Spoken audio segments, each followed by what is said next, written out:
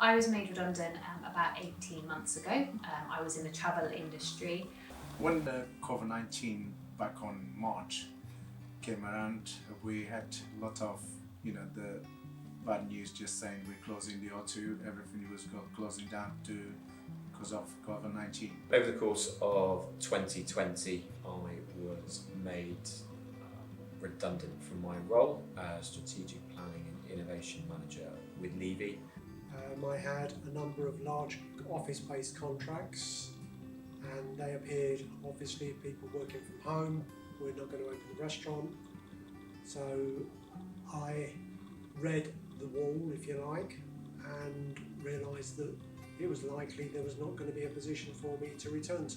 I was working on a large national account, and there was the news that an element of that was going to be sold off, and that would obviously reduce the turnover for which I was taking care of. And it was a natural process. It wasn't a shock to me. We had plenty of lead time to understand that that was going to be the case, and a business decision needed to be made. The job was no longer there, the turnover wasn't there, and it was a very easy no-brainer.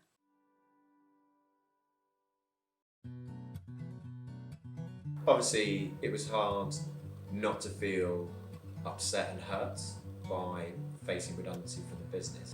Usually it is absolutely nothing to do with you or the work that you've done, and it is a need for the business for whatever reason that may be. So as difficult as it is, just try and keep that in perspective and try and channel your focus into finding a new role. From a business sense, and say that this was a decision that needed to be made, and therefore I knew it was not a reflection on my personal performance, and it was just something that needed to happen.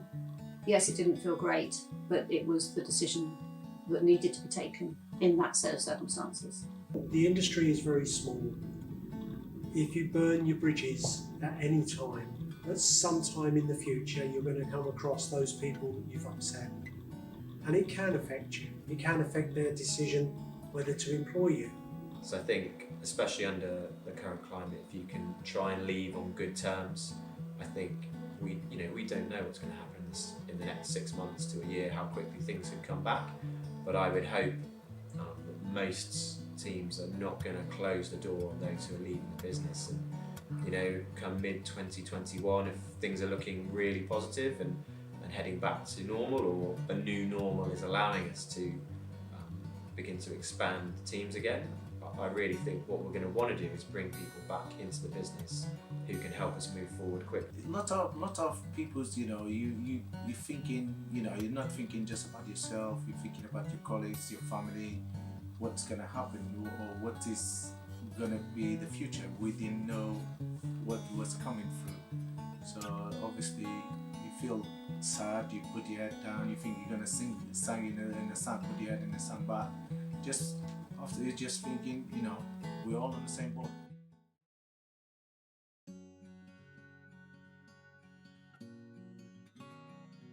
So you hear it a lot, and actually I got a little bit frustrated, but it really does make sense of use your network. So get onto LinkedIn, and again, I was a little bit dubious at first. I thought, really, does it make that much difference? But actually it does. Reaching out to those people, putting on there that you're looking for work, which is an option you can do. You can also do trials of more premium packages as well, so there doesn't even have to be a cost involved. And just literally don't be afraid to put on a post of, I'm looking for work, does anyone have anything? Does anyone have any suggestions? Suggestions of recruiters is a really good idea as well. And start Googling recruiters yourself and just email them. And for me, in an industry where there was a lot of people perhaps going for the roles that I'd seen, having a recruiter on my side really, really made a difference. And even with the role that I ended up being successful for at Compass Group, I emailed after a few months, so during COVID-19 kind of everything stopped, and then emailed again kind of once things started to creep back to normality, and said, I'm still looking, is there anything coming up? And she remembered me, and this role came up, and then it ended up being successful. So definitely don't feel like you're harassing anyone, just keep emailing it until you get some responses.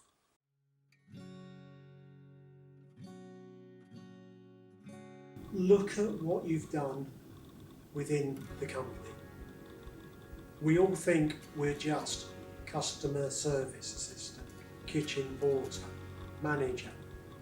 In those roles, we have lots of transferable skills. Pick on the transferable skills, bring the positive attitude, and promote yourself to any future employer. I think you don't want to pigeonhole yourself.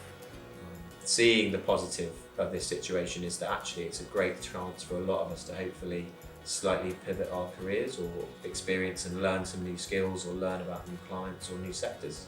Hospitality business has taken a real tough knock, and we need to look at what we've done, how we've done it, and pick out skills that can be used in other industries. I'm thinking about it because the last job was such fun, working for an interesting division of Compass Group. I wouldn't have really looked for the particular role that I've got now had that opportunity not been presented. So the classic example of one door shuts, another one opens was so true with me. And I'm one of those people that once I'm settled, I'm very, very committed and I like to continue and work where I am. Had that not happened to me, I probably wouldn't have looked wider, and I wouldn't have had the job that I've now taken up, working for another sector within Compass Group and having a role that's very different and very fulfilling, and I wouldn't have had that opportunity had this not happened to me. So in many ways, I'm very grateful.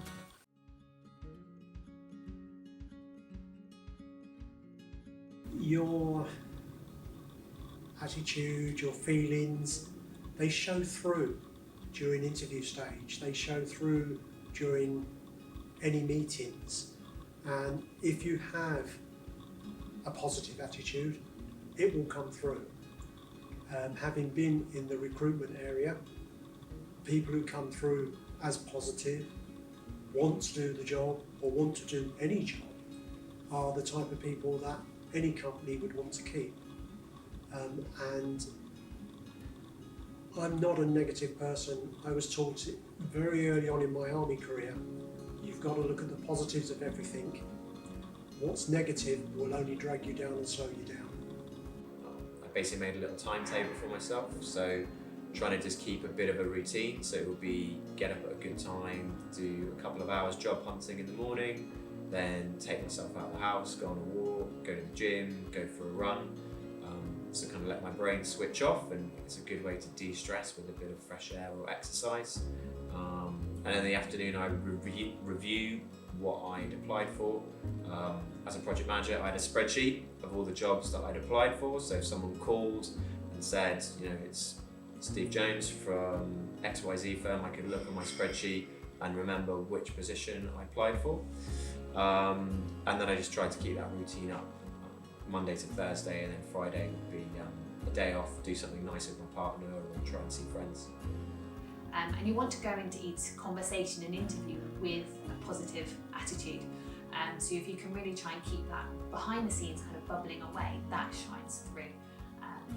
But you know, I would also say allow yourself to have those moments when you think, oh, you know what, this is a bit rubbish. I'm just going to go for a walk. I'm going to have a bit of chocolate for a treat or something, because you know, if you try and keep positive the whole time, it can get a little bit difficult. Something that helped me a little bit was supporting my partner. So if you've got flatmates or friends or other colleagues that you're in touch with and they need help and support, whether it's with the job they're doing now or the job hunt they're doing, or even just being, you know, a shoulder to cry on, or someone at the end of the telephone, actually sharing their problems with you and in turn probably sharing your situation with them, it will make you feel better and it will open that pressure valve a little bit for you. And staying in touch with colleagues, you never know what opportunity that's going to bring you, or even touching base with people you might have worked with previously, you know, seeing how they're getting along, and it could potentially present an opportunity